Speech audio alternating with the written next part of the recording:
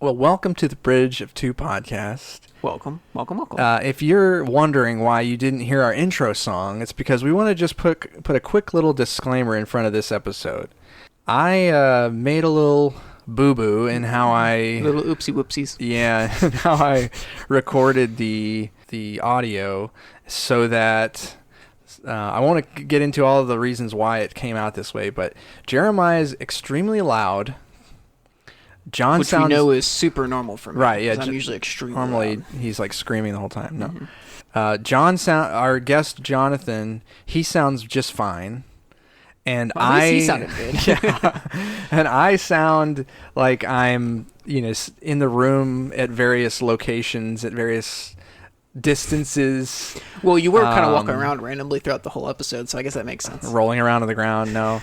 So for something with my mic happened, I don't know exactly what, and it's just not up to our usual standard, but I did the best I could to get it in the listening shape for you, and I still think it's got some really good conversations in there about the second book of Chronicles of Narnia that we're going through, Prince Caspian. And especially Jonathan's contribution to the episode was extremely helpful and very beneficial to us understanding the things C.S. Lewis was trying to do with the book and with certain themes and things that he's trying to bring out. And so if you are looking forward to that episode, I strongly encourage you keep going and enjoy. And if nothing else, you know what happened, and so you can go into the episode enjoying it for what it is. And we will, in future episodes, we'll make sure that we don't make Jeremiah's breathing so loud. You sure you don't want to? Are you sure? But yes, definitely go give it a listen. It's still a good episode. If you can, hopefully you can manage and get past the little bit of audio difficulties. But it was a good episode, and at least Jonathan, the most important part of the episode, was That's right. Good. So with that being said, enjoy this episode.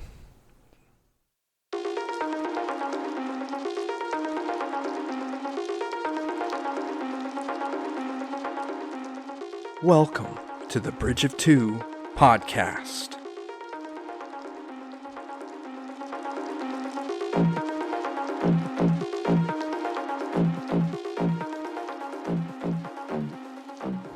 Well, come to the... welcome. Welcome to the Bridge of Two podcast. We are back with another episode for you. We are going to be talking about the next book in the Chronicles of Narnia that we've chosen to read because we are not reading it in the chronological order. Release order, right? Release order. Yeah. And at least as of now, we reserve the right to change our minds as we go. We're in charge here. That's right. This is the Bridge of our Two podcast, not the Bridge of You podcast. Oof. You tell them, Josh. But yeah, so we have John with us. Hey. Our handy-dandy guest today. He's our guest today. He's a friend, and he is a C.S. Lewis aficionado. Super fan. and big Narnia fan, so it seemed right to get him involved and to help us understand. Because there's some hard to understand things in C.S. Lewis. For sure. Especially Narnia. Yeah. Because it's so just directly, blatantly allegorical, but also mythological. Yeah, definitely. So it's very, very fun stuff. Yeah, it's great. Thanks for having me. You're welcome. So let's start with John. Okay. Throwing him into the thick of it. Perfect. Into the fire. But let's just start off with, what have you done recently? It doesn't have to be... Oh, no. It doesn't have to be in the last 2 weeks. Like, in recent memory, what's something like sci-fi fantasy you enjoyed? I don't know if it necessarily counts, but my wife and I just watched Shaun of the Dead for the first time. That counts. That counts? Okay. I loved Hot Fuzz. It's the other movie in their series. Wait, who introduced that? You both watched it for the first time. So. We both watched, Shaun of the Dead for the first time. So, that was hilarious. I loved it. As with any of those Got some movies, red on you. Yeah, exactly right. Yes, I love that. And as with any of the movies in that series, I feel like I need to watch it 2, maybe 3 times to actually pick up on all the humor. Yes, So many jokes. it's very subtle, and then very not in other places. Yeah. So, yeah, I mean that was pretty recent for us. Beyond that, I've just been in a rut as far as sci-fi and fantasy goes. This was a really nice excuse to kind of get me back into that world. To be able to reread Prince Caspian. Glad we could be that excuse for you. Yeah. You blew the horn of Susan. There you go. Say. Oh, look at you with good Pulled references. you in. So smart. I actually, to be honest, I'm not very familiar with Shaun of the Dead. I know of it, and I've watched like parts of it, but I don't think I've seen it fully. All of it. It's good. That's those 2 guys have been in a bunch of movies together. Yeah. It's Simon Pegg. I'm trying to think of what other movies. They were in like one that was about an alien too. Paul. Yeah. I have seen that. You saw that one? Okay. I've never seen that one. Shaun of the Dead, I think, is the only one I've seen all the way through. I've seen some of Hot Fuzz. Oh, Hot And Fuzz is I know, hilarious. Like, I kind of know. I know some of the big twist stuff in it. But Okay, yeah. Shame. Yeah. That's my favorite There's some one. good memes from those movies. Absolutely. Yes. Extremely quotable. Yeah. Yeah. But yeah. Well, then what about you, Josh? What have I been doing? I read Prince Caspian a while ago. 4 weeks ago. You get the award. I'm sorry. What else have I been doing? I mean, occasionally jumping into No Man's Sky. There's not much new going on there. It's just little missions that you can do to get a little further in the story. But I mean, I have like, I think I mentioned in the last episode, you can buy like freighters. I think so. There's just freighters out in space. They're like, hey, will you buy us? And so I have like 4 freighters now. Oh, nice. I haven't decided to do anything with them yet, though. I need to.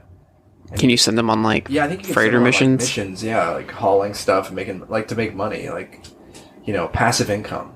That's what we all want, right? Yeah. Yes. Passive What we're all income. striving Bitcoin. for. Yeah, so not work and make money. So That's the dream. beyond that, more writing. Book update. Book update. I finished a chapter last night, Nice. and I'm on chapter 24 now. Out of 43. Maybe 30. I don't know. Yeah, I don't know exactly. But yeah, so this next chapter is going to be like the climax, I think, and then at least the climax of the main storyline in the book, and then we'll see what happens after that. Start to do some falling action, I think. I also have like another perspective chapter I have to do that just came up out of nowhere. So Oh, that's always good. I was writing, and then I was like, this character disappears for some reason. So I was writing it. Put yourself in a corner. I was like, she just disappears for some reason, and I'll figure out why. And I had some ideas for what to do with that. Dude, so- spoilers. Now we know someone disappears, and you don't, and the writer doesn't know why. Yeah. At least yet. Just know, if you ever read this book and you come to part near the end, You'll think where you'll be a like, character disappears, you'll be like, he had no idea where he was going with that. Whenever he, and then we can all judge how And well then if he it's, like, did. really well Absolutely. executed, you'd be like, whoa, mind blown. Or if it's really bad, you can all DM him and just be like, "This is awful." Yeah, that too. Cancel. Don't actually do that. I'm returning my book. I want my money back. Well, Tolkien did the same thing. He wrote himself into all kinds of plot holes that he didn't really know where he was going with them, and That's right. later on would write like a 1,000-year history about it. So Yeah, you have your work cut out for That's you. what you have So to do. yeah, you better write it 1,000. I'm expecting 1,000-year history of why Easily. this At chick least disappeared. 1,000 years. Mhm. I need to understand. I need to know. So, what have you been up to? Oh gosh, what have I been up to? No, I've been still reading Republic Commando, which actually is part of why I didn't finish Prince Caspian until about an hour ago. Okay. Because I've been reading that, and it's been just I've had a hard time putting it down because those books are really good. Yeah. Seriously debating doing a reread of Stormlight Archive again. Yeah. So except I am that too. except that I'm also planning on trying to go back to do more school, so I don't know. I'm gonna have time to do that, but we'll see. Other than that, I don't know. Just I hate to admit that my brother's got me playing Fortnite with him, which hurts my soul, but it's actually kind of enjoyable, at least to play with him. So it is what it is. At least if anybody asks, you can just say you're bonding. Exactly. Like, I'm just There you bonding go. with my brother. Okay. What level are you? I don't remember. Like 20-something. What have you unlocked anything? Yeah.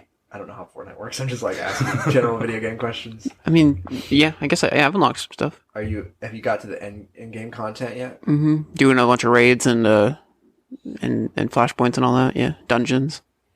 What's a flashpoint? Sounds. That's Star Wars. I've done flashpoints are just dungeons, but Star Wars Okay. for Star Wars: The Old Republic. So you're lying to me. This is all a lie. It's absolutely all a lie. It's a battle royale game. You know? Okay. Fine. But I mean, it's been fun playing with Josh. It's Who's always your favorite character to play as? Isn't that a thing? they have different skins. Who's your favorite skin to play as? I don't have many, so Have you bought any? I have Boba Fett. That's it. You bought Boba Fett. Maybe. I might have. Josh talked me into it. I was drinking wine, okay? Okay. That's allowed. Other than that, just studying. My final's coming up tomorrow, so I've been kind of having to slog through some study and stuff, and then hopefully tomorrow I will have passed and Be a free man for a couple weeks. be a free man for about 2 days. 2 days? It's plenty long enough. I get a week, so I have my final, and then I get the weekend off, and then obviously I work, but then that next week I start my clinicals, and I have clinicals up until You are a crazy person. I have clinicals up until July, and I only have one Sunday off every 2 weeks. That's it. After July, you're done, right? Yeah, by the end of July I'll be done. If I don't Pass get the like, clinicals. if people don't like say like, hey, you're an idiot, you shouldn't take care of patients. Because a clinical is basically like actually doing your job, right? I'm just going back to work and doing So like more if work. you fail a clinical, then somebody dies or I mean, no. Hopefully my preceptor will let that happen. Jeez. oh, good. I sure hope not. Now you're Me going to be too. worried about it. No. Me too. This crazy medical school system. Yeah, they let me do things they should not let me do. That's ominous. Just saying. They teach us to cut open an airway if we need one. I saw that on Grey's Anatomy. That's necessary at times. They're all necessary. They're just crazy that we're allowed to do it. Yeah. Yeah, so hopefully by July I'll be done. It's just gonna be a very, very long month, 2 months ish. I think I get like 1 day off every 2 weeks with how I have my schedule set up. Other than that, though, I mean, I don't know. There just hasn't been too much else that I've done. Just Lego Star Wars. There was Classic. before we before we move on to the drink break, I wanted to bring up some Star Wars news. Yes, this needs to be brought up. There was, first of all, a new trailer for Obi-Wan a few days ago, like May 4th, because it was last week. Mm-hmm. May the 4th be with you On all. Star Wars Day. And with you. I don't know the proper response to Have that. you? I think that was. I think you just nod. I think that was fine. There you go. Just nod. I think you just nod and turn into a Force ghost. There you go. Perfect. Or nod and go fight a Sith Lord, or go nod and blow up a ship, or, you know. I feel like Kill a turning bunch into of the younglings. ghost might be the easiest option, so I'll take that one. Oddly enough, yes. I think that would be the easiest option. So, have you seen any of the trailers for the Obi-Wan show? I've not. No. So you'll have to fill me in on Okay. that one. We might need to just pause. So we're going to pause and go watch Do both it. of them. Let's Yeah. watch it. We'll be Okay. back. Yeah. So, we're back. Use it. We're back from immediately pausing the episode to show John the two trailers for Obi-Wan. 2 trailers for the people. One. So that he is ready for May 27th. I feel like I need to pause it and watch every Rewatch it frame and see Right. all the characters. Yeah, that I we're going to didn't come back in a notice. week Yeah. after we've done our breakdown. You gotta watch 30-minute YouTube videos of 1-minute trailers showing each frame and all the possible Yeah. characters. What they could do. They better not do this. Yeah. All you need to know is that Obi-Wan was using a blaster, and that is so uncivilized. You know, I noticed between The Mandalorian, The Book of Boba Fett, and then, at least from what I noticed in this trailer, is that it seems like Disney has cornered the market on space westerns. You know, I mean, honestly, like They really have, though. You used to have like Firefly and you know those kinds of things. It was already kind of an unpopular genre, but nowadays, I mean, like The Mandalorian was a space western For with a sure. capital S, capital W. I don't know what this one's going to be like, and I've not seen the Book of Boba Fett or anything, but the aesthetic of it is space western through and through, and I think that's cool. Mandalorian definitely had very strong space western vibes. Yeah, because I mean, it's like the lone gunman who kind of like wanders in. You don't even know his face, let alone his name. You know, nothing like that. You know, and like I said, I've not seen the Book of Boba Fett, but yeah, I mean, everything looked kind of dingy and dirty and run down, but very like grimy and real. Kind of. There's a new sheriff in town. Yeah, absolutely. That's true. Yeah. Absolutely. Yeah. Well, even the layout of the Mandalorian TV show is like each episode was a new thing with an overarching story, like old westerns used to be. Yeah. And it's usually the stranger wanders into town, finds some job, helps somebody with some problem, you know, something like that, and goes on his way. And then you get weird space wizards. I think Obi-Wan's going to be a spy Star Wars movie. Obi-Wan's the spy. I think it will too, actually. More spy. Yeah, sneaking around, covert. It looked like it, yeah. Obi-Wan, They're just James Bond in space. Star Wars is just. Can we talk about Firefly for a minute though? Like that was good. That was good. That was great. I mean, that's all I need to say about it. It's just it was good. That was great. And it should come back. But I watched the whole and then first we take season. a drink. Yeah, there you go. Yeah. Oh man. Did you ever see the movie? Serenity? Yeah. Oh, that was my introduction to it. Mine too. Same. Yeah. My dad was like, "You guys gotta watch this." We were young, and he's like, "You gotta watch this cool movie." That's my dad. Initially, I actually liked Serenity a little bit better than the series. But as I've gotten older, it might be just more of an acquired taste or something. I could really go back and enjoy Firefly a lot more. And, you know, obviously my wife loves it and got me into it and stuff. So it's really cool, though. I love the characters. If Firefly, I think I said this, like last time we mentioned Firefly was how many episodes ago.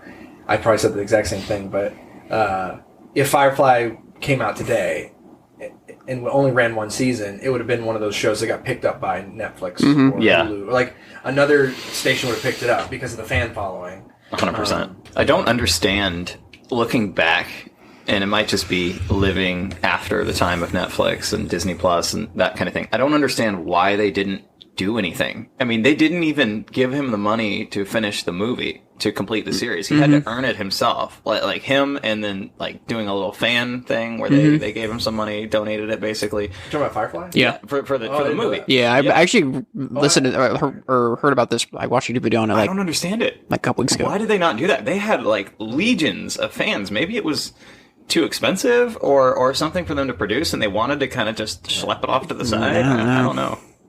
They have graphic novels on it though. I see them out Barnes & Noble all the time, but it's not the same. There's a new one too, I think. I think so. Yeah, I think I just saw something about that. Also, real quick, speaking of the last thing that we'll go back to Star Wars was Space Cowboys. Any of you guys ever watched Cowboy Bebop? No, but The anime, not the live action crap that I heard was awful. Right.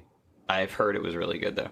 I've watched I don't think I've finished it. I watched just a bit of it. It definitely is Space Cowboy. Nice. It's good. It's good stuff. If you like anime, check it out.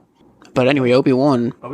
Yeah. Looks good. What were your thoughts? You think it looked good? Yeah, absolutely. It definitely is something that I'll check out. So Okay. Yeah. We're going to check up on you about that. I'm so Have excited. you watched it? yeah, So Your excited. word depends on this. you're the Inquisitor now. That's right. I'm so excited. You don't understand. I know it may not sound like it like right now, but inside my heart is bursting. It's gonna be, I like. My heart has Ewan gotten to like McGregor, the though. escalator. He's a really great actor. He really is. You know. So. And Hayden Christensen's coming back too. Oh, is he The really? guy who played Anakin, he's coming back. He's Darth Vader. Yeah. Oh, nice. be in a suit. See, that part I actually didn't expect. I expected something about, young Luke Skywalker and, Guardian Angel, Obi-Wan kind of watching over him and that sort of thing. I didn't actually expect to have a whole lot to do with Darth Vader, even though the timeline, I guess, makes sense. I mean, I didn't either, to be honest with you, but I'm all about it. Yeah. I also wouldn't mind some like flashbacks if there's like a flashbacks. I do think they will do that in the Ahsoka show because Hayden Christensen is supposed to be in the Ahsoka show too, and I think they're going to do flashbacks to the Clone Wars.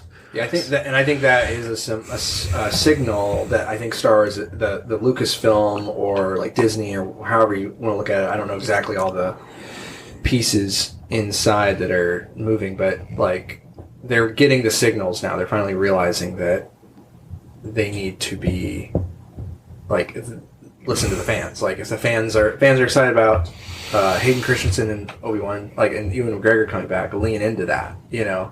Man, all we need back now is Ian McDermott, and we got the trifecta right there. I thought everybody used to make fun of Hayden Christensen, though. They did. Oh, yeah. Like back in the day. They did. That's what I remember from it. But Unjustly, in my opinion. Okay, yeah. That was the older, like a little bit older than us, or like more of like my age actually, like my age and maybe a little older, where people that were really upset by the prequels.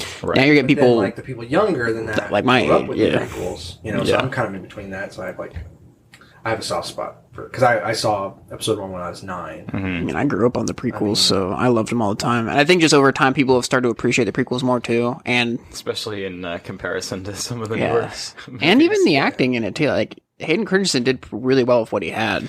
in Revenge of the Sith, especially. Oh, yeah. That was really where he did shine. Attack of the Clones, I'm you know, there's always those lines in that movie, and the overuse of CGI, like those things that you can always criticize, but you know, it has a kind of like, I don't know, retroactive charm. You know, a little bit. I don't know. So I hate to admit it, but Attack of the Clones is like slowly jumping up there as like one of my more favorite ones to watch recently. I don't know why. I enjoy the movie. I don't know. Hate sand. I do. I actually quote that in Florida at the beach. Ask my wife way more than I probably should because I do not like sand. It's coarse, and it gets everywhere. It does. It's coarse, rough. It gets everywhere. Not like you. You're soft. Finish it. I actually don't remember the last words. Oh, soft and smooth. Yeah. Stop it. Skin crawl. Why did you kiss me? Why'd you do that? The lines are very cringy. That is part of the appeal, in my opinion, is how cringy it is at this point, in this day and age, at least. Yeah. Before we get into Prince Caspian, we have some rum. Oh, that's right. That's the main topic today. I would have thought it was Star Wars at this point. Just ride this Star Wars train. Space Cowboys. There you go. Somehow, like, transition it into Star Wars is Narnia. Whoa. Bro. Like, what is I don't know what's in this coffee, man, but that just makes sense. But yeah, so John, you brought us this rum. Tell us about this rum and why you brought it. Okay, What so are you trying to do here? obviously it's a very complicated, long backstory there. No, I'm just Right. kidding. No, I just drive by this place to work basically all the time. I've always wanted to stop in. I like shopping local. You know, that's a trendy thing to do now. It's called the Sugar Works Distillery. It's down in New Smyrna Beach, and they just produce a variety of local liquors. That's basically it, and I've never tried it before. Tonight was the first time, and with this as the occasion, I was like, yeah, we could just bust it out. Well, thank you. We're definitely trying something a little bit harder today than we normally do. Right. Usually it's like a beer. And you're like, I'm going to bring you guys some hard liquor. Yeah, there you go. Or sweets. Last Narnia. This is definitely an escalation from the last Narnia book. We tried Turkish Delight. Oh, So now we're trying rum. So There you go. bottoms up. just like in Narnia, the kids are growing up. We're growing up into hard liquor, from candies to hard liquor. I like the smell right away. I approve the smell. What kind of notes do you get? Spice. Perfect. I mean cinnamon, I think. Yeah. Is that right? I don't know. And the secret ingredient X to make the Powerpuff Girls. What? Sugar, spice, and everything nice. It's weird that I remember that. It's not weird. It's very classic. catchy. It's it smells really good. The taste is different. I like it. It's good taste. I just have a hard time with hard liquor Okay. Yeah. alone. Do you mix it with stuff? Yeah, I usually make mixed drinks. Like a rum and coke is like this would be good with like a rum and coke or something. Oh yeah, this would be really good. Yep. Especially if you have like a vanilla Coke or something. like that. Yes, 'Cause vanilla. I think it is supposed to have vanilla in this. A vanilla coke. Oh man, that does sound really good. All right, pause it again. I'm going to Walmart. I do really like this, actually. Like, I wish I could drink like rum and whiskey like straight. I just have a hard time with it. I don't know. I always have. I can't do For the whiskey. record, okay, I'm the one bringing the rum. I don't really drink that much, but whatever. Excuse. right. Yep. Likely. Nice. Likely. likely story. So let's talk about Bacchus. I can't drink whiskey straight, really, either. I rarely do. can, but I mean, I don't really enjoy it very much. But this rum's good. I like I rum. guess I have bad experiences with the rum, so Oh yeah. Uh-oh. that we will not go into. But It's a PG podcast. Unless we get you to drink enough rum. I have family that listens to this podcast, so in-laws. So where do we begin here? Prince Caspian. Like any book at the beginning. Beginning. No, There you go. they're in a train station. Yeah. I feel like it's from a movie or a book or a show or something. Or Isn't that from The Hobbit? Or one of the Tolkien? You might actually be right. I think it's like... I think that maybe that's like Bilbo's voice over the Hobbit movie. Yeah, where he says like, what should I tell them? Or where should I begin on the journey or something? And then he says... From the beginning. Yeah. Any good book. It's definitely from something, if not Tolkien related, similar to it, like a fantasy type of thing. Like well, so I noticed on your Lion, the Witch, and the Wardrobe one, the way you guys kind of walked through everything was that you basically walked through the plot. And as you went through, you just noticed, what was interesting, what was not, that kind of thing. So we could do it that way, or we could jump straight into do like plot, themes, whatever. You know? Let's do it. Let's just go through it like we're going to do. Seems like a good format as any. Let's start with... All right, Josh, read the first chapter. We're going to just read the book right now. We're all sitting on the bench with the Pevensleys. Is that their last name? Pevensleys. Does it ever say that in the book? Or did I just like skip over that? What? Their last name. It says it in the first book. Yeah, Peter Pevensey. I don't know. I don't know how much it mentions their name in this book, but they just referenced King Lucy and King Edmund and High King John, Peter. do you have a reading order that you prefer? I think when I was younger and the first time I decided to read through it myself, I did it in the chronological order. Okay. So that would be with The Magician's Nephew first, The Lion, the Witch, and the Wardrobe next, Horse's Boy, Prince Caspian after that one, Dawn Treader, Silver Chair, and Last Battle. Wait, The Horse and His Boy comes after Lion, the Witch, and the Wardrobe? I guess there is that like 1,000 period. Yeah, actually, I've heard that they're technically like happening concurrently. They do.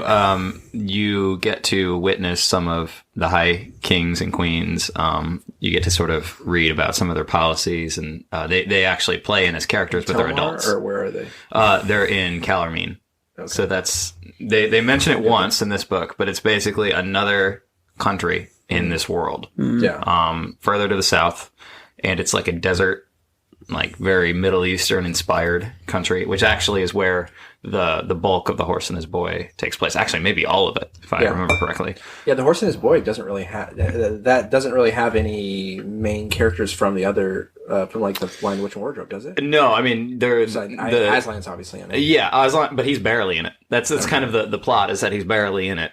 Which is kind of, it becomes a trend from here on out in your Narnia books, is that Aslan is barely in them. Oh, okay. But that's very purposeful. But The Horse and His Boy is the main character is Shasta, and he's a slave, if I remember correctly. Mm-hmm. That was one that I actually don't think I finished reading. And so I need to go back and do that at some point. Definitely gonna name my kid Shasta now, though. Shasta! It's like a soda.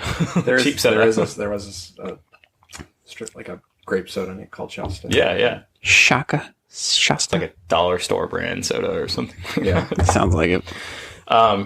Yeah, so I mean, that's a long way of answering the question, but chronological order, I guess, was how I read it first. But, you know, it's interesting to see how he developed his ideas as he goes along. Yeah. The Lion, the Witch, and the Wardrobe, I'm sure you guys noticed, is very different in style from Prince Caspian. Mm-hmm. You know, the way Prince Caspian it discusses politics and bloodlines and thrones in a way that children's literature really doesn't, like Lion, the Witch, and the Wardrobe. And so there's a major tonal shift, and you start to notice that with just about every Narnia book, that there is a major tonal shift from the last in every single book. Yeah, and like I've already told you before, the Silver Chair was my favorite. Every book. Every book, just completely different. Yeah, this is a different kind of book. It's like, this is a different author. What happened? Well, and okay, so one thing about your last episode that I was surprised you didn't mention, but you talked about it's just funny. But you talked about the scene where Santa shows up. Basically. Joel Santa. Yeah. Okay. That was Tolkien's least favorite thing about Lewis's writing as a whole. He hated that so much. Christmas showed up? He hated that. When he read that, I think I feel like I've heard that, but I just didn't think about it. I think he if I remember right, he closed the book and didn't read it for a month. And he told Lewis to stop writing or something like that. Something really, there was there was serious beef between the two of them over The Lion, the Witch, and the Wardrobe, because you know, Tolkien obviously has his style of writing fantasy, and Lewis is children's, primarily, you know, with a lot of symbolism and a lot of, I'll try not to use the word allegory because Lewis didn't like that, but there's a lot of symbolism and themes in there and stuff. And yeah, he hated just how childlike the scene was when Father Christmas shows up, and he told him not to write it or something. Though. I mean, he gives them weapons. It's such a big deal to the story. Yeah, I don't know if maybe the version Tolkien read may have been an earlier version. That's true. And C.S. Lewis may have. Hey man, have Santa giving them swords. That'll make it a little bit cool. Yeah, right. I don't know, but like the way that first of all, he's not called Santa. He's called Father Christmas. Yeah. Second of all, He'll always be Santa to me. Sorry. He's described as.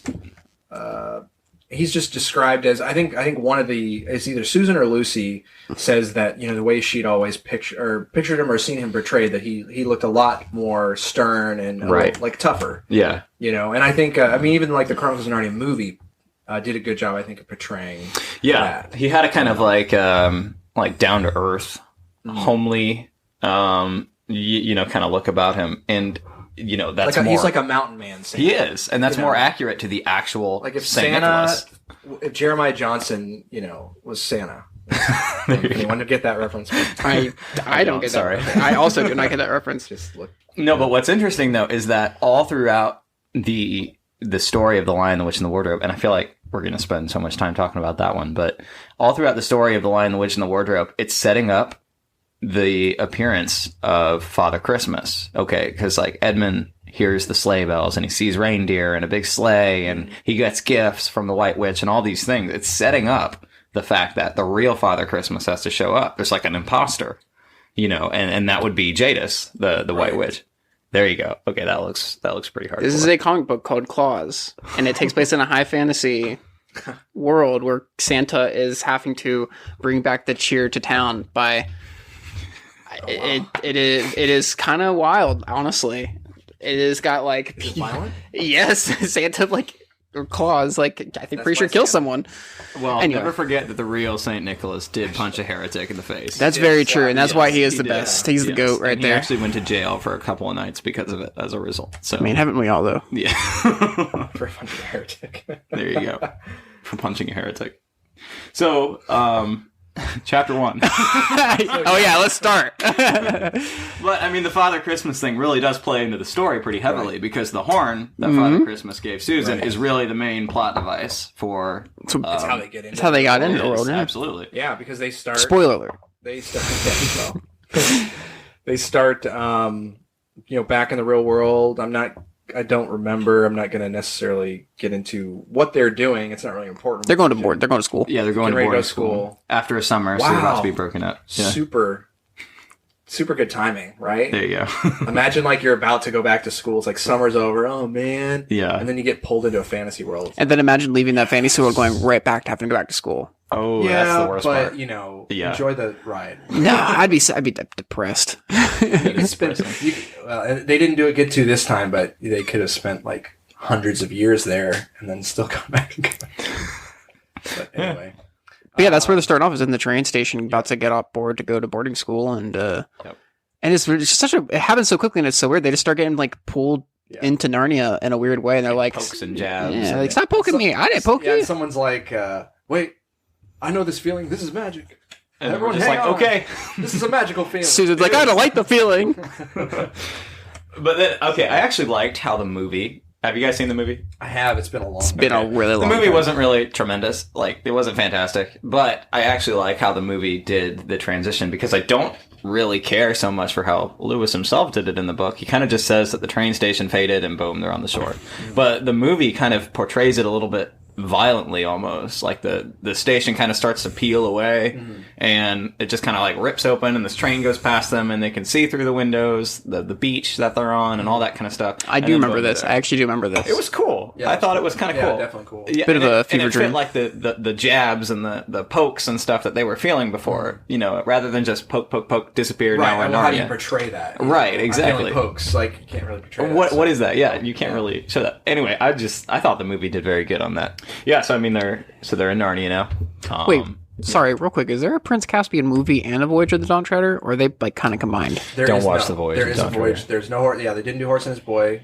Yeah, but they did Chronicles of Narnia, Prince Caspian, and Voyage of the Dawn Treader. Right. There was a Silver Chair movie in production at one point. I might not have, and this takes place with the same actors from Chronicles of Narnia. I don't think I actually don't think I've seen Prince Caspian movie. Right. It's worth a watch. Definitely. It's not a bad movie. I have seen the Voyage of the Dawn Treader. I did not like that movie. Now, have you read The Voyage of the Dawn Treader? No. Okay. I hear that's a lot of people's favorite. The Voyage of the Dawn the book, I think. The book was fantastic. Yeah, it's. I like the movie. Okay, This is but wild. Hold up. People that like the book didn't. Really They changed the plot entirely. They changed the conflict. They Right. changed, kind of the major enemy. They did the dragon skin scene pretty well with Eustace, but and they also did the transition to Narnia from the regular world pretty well also. And the casting is actually pretty good in the Narnia movies, I feel like, especially in the first one.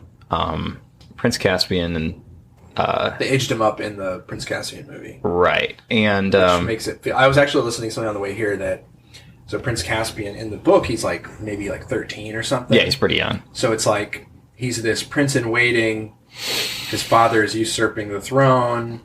Uncle. Not father, his uncle. Yeah. Oh, Peter Dinklage is in Prince Caspian. Yeah, he's Peter Trumpkin. Dinklage is a dwarf. He's Trumpkin. He's Trumpkin. Oh, he really... Wait, yeah. see, okay, so this really Get off gets topic down again. to the difference between the book and the movie is that the book begins with the Pevensey children, whereas the movie begins with Caspian's backstory.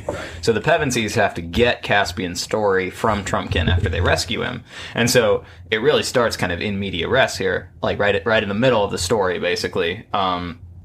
Actually, really towards the end, if you really think of the timeline, when the four Pevenseys showed up. It's basically the end of the book at that point. That's true, yeah. Chronologically speaking, it's the end of at least Like what halfway. at least the events, because Caspian Right, it's has like the already final been, act. yeah, Right. yeah, because Caspian's already been, fleeing from his castle.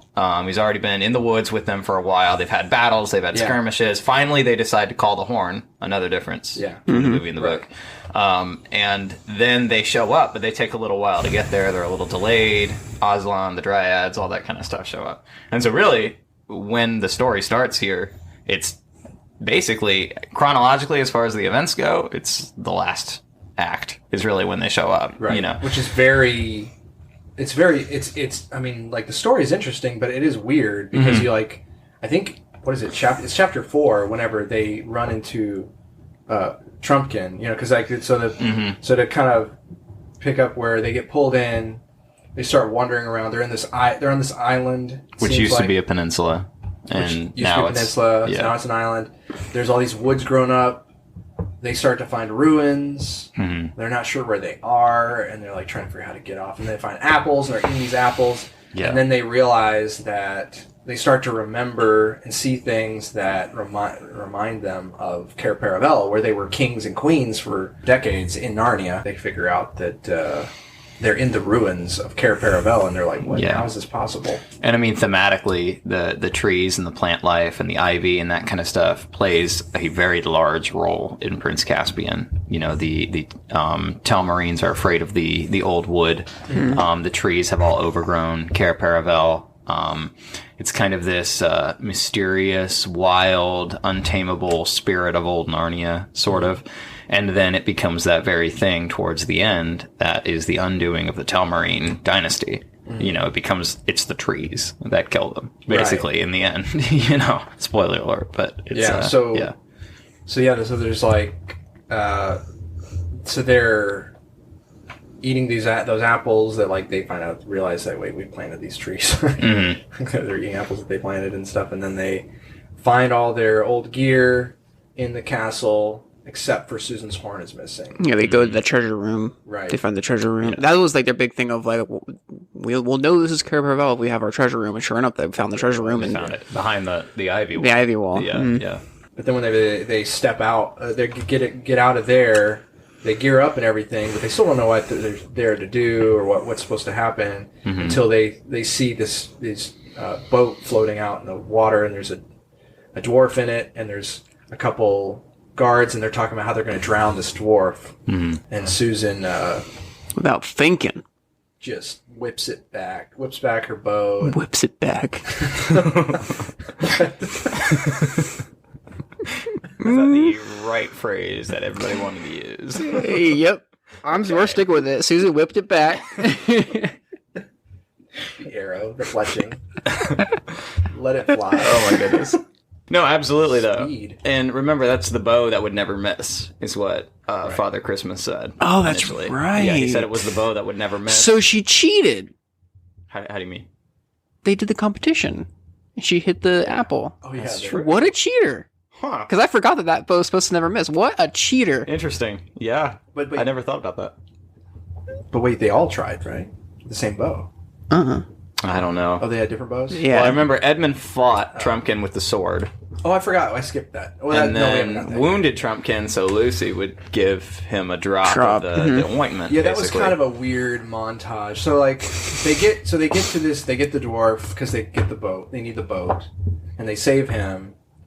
And then he's like, he doesn't believe that they're the kings and queens. Or even if they are, he's not really too thrilled with them being kids. Well, you don't even really figure that out yet either until after you get Prince Caspian's story. Like they sit down to eat dinner, and then he tells them the story because they're like, "Who's Prince Caspian?" And then he's just like, "Here's the story." And you go through the whole story of Prince Caspian, Last and 1,000 years. and then you come back to like, oh, it's well, I'm King, I'm King Susan or That's King Peter, and he's just like, "Psh, you kids," and I don't believe that nonsense anyway. And that was kind of their way of proving that like they can do it. Is Edmund's like, well, I'll sword fight him, and then that way if we lose, it's like.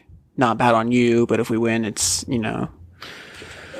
It's just interesting to me how so much of Narnia's own history was lost, even to the Narnians like Trumpkin. He doesn't even believe initially that Cair Paravel existed. And so he's like, is it true what they say, that there's actually a castle out there in the woods? And that kind of thing. they don't believe in Aslan or This is a weird thing about, and it's like, you get to, whenever you get into Prince Caspian's stuff, and I'm jumping around, but so be it. I want to talk about Do it.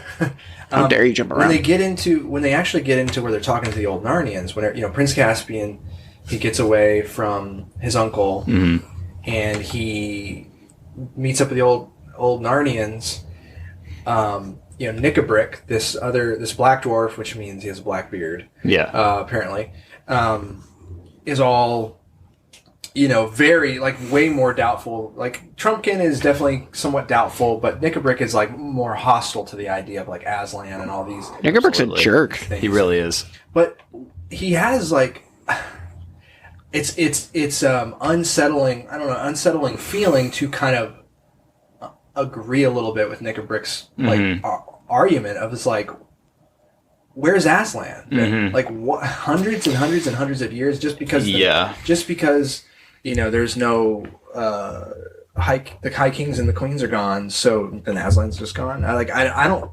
So what do you think is going on there? Is there anything going on there, or is it just the function of this is the story and the main characters are these characters, and since they haven't been there, then Aslan hasn't really been there? Why? Or do you think there's something there? Well, I mean, this may not be like Lewis's intention, but when I was reading it, Nickabrick was very much similar to not to use the term allegory, but like some, a very big imagery of like people today who are kind of hostile towards Christ. Of like, why isn't he here? Why isn't he? The Holocaust. Why didn't he stop the Holocaust? It was like, well, that's there's more. Yeah, there's more to it than just what you think and what you want. Absolutely. That's actually a very good point. And you guys keep talking while I get more coffee. That's a very good point. That does parallel a lot of feelings of people in our day. And not just in our day, but I mean, you can even look scripturally. Like, think of Israel wandering in the wilderness, constantly forgetting what God had done for them. Even just after, like, we don't know how long it was, maybe a couple of months, maybe a couple of weeks, something like that. But they constantly forget what God has done for them. And so we shouldn't really pick on Nickabrick or the Israelites or even people nowadays who do struggle with that, I think. Because that's one of the prime themes of this story and many of the rest of the stories of the Chronicles of Narnia, which is the sort of divine hiddenness of God.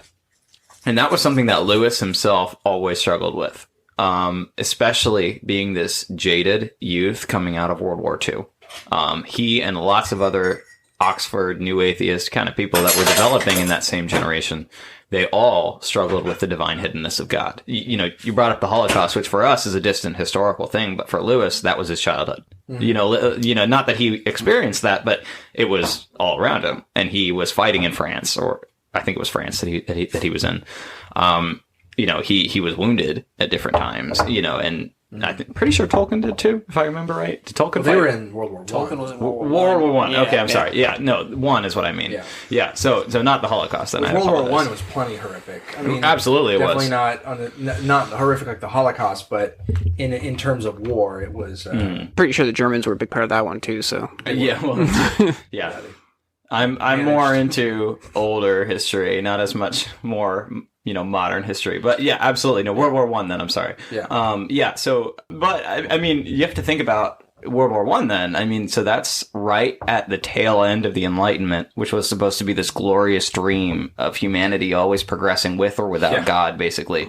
And then you have this war that bloodiest century. And I believe that still is the bloodiest war that's ever been fought, whether from disease and trench foot or things like that, or from actual warfare. And I mean, that was the first time, obviously, that there was a world war of that kind of scale. And so cynicism was a thing. It was a big thing. It's not just nowadays that we're all smart enough to suddenly realize that we haven't witnessed a miracle in our lives, maybe, or something like that. It was definitely back then. And I think that's why Lewis addresses that in this one. It's a major theme in The Horse and His Boy. And trusting in the Word of God when you don't understand is a major theme in The Silver Chair. Whenever you guys eventually get to that one.